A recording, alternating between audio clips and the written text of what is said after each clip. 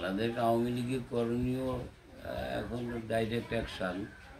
যেমন ওই একসময় একটা ভবঘুরিয়ে আতপাগলা মানুষ, ভবঘুরিয়ে আতপাগলা মানুষ ঘুরে ঘুরে বেড়াইতো। এখন তারে কেউ খাইতে দেয়, কেউ খাইতে দেয় না, চায় কারোর কাছে চায় না, এরকম একটা অবস্থায় থাকতো।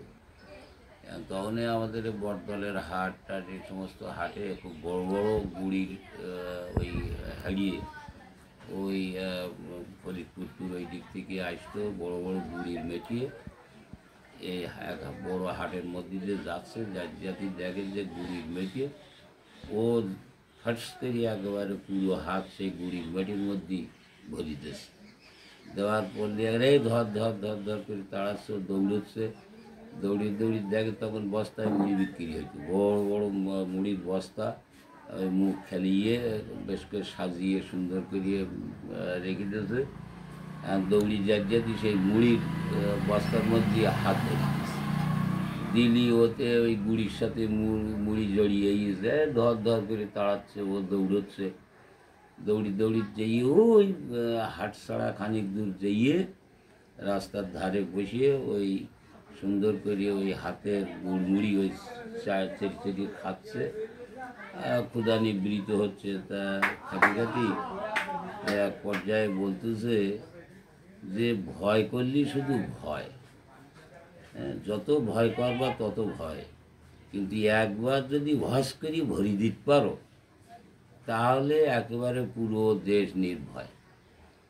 বাংলাদেশ আওয়ামী লীগ যদি এখনও ভয় করে তাহলে ভয় করলি ভয়, আর যদি কোনো ভয় না করি একবার ভস করি ভরি দিতে পারে গুড়ির মেটিয়েই, আর একবার যদি ভস করি ভরি দিতে পারে ওই মুড়ির বস্তার ভেতরে, তাহলে বাংলা জয়।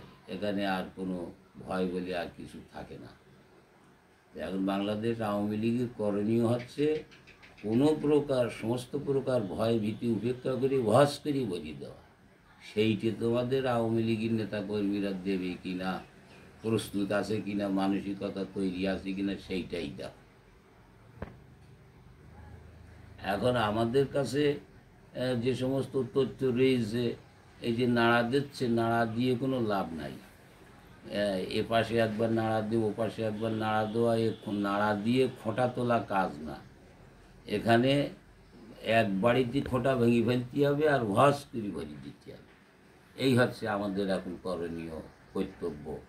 সেটাই আমরা চাচ্ছি নেতা কর্মীদের কাছে, নেতাদের কাছে, কর্মী সমর্থকরা এইটাই চাইছে যে আর ভয় করেন না, আর আইন মান্য করতে হবে না।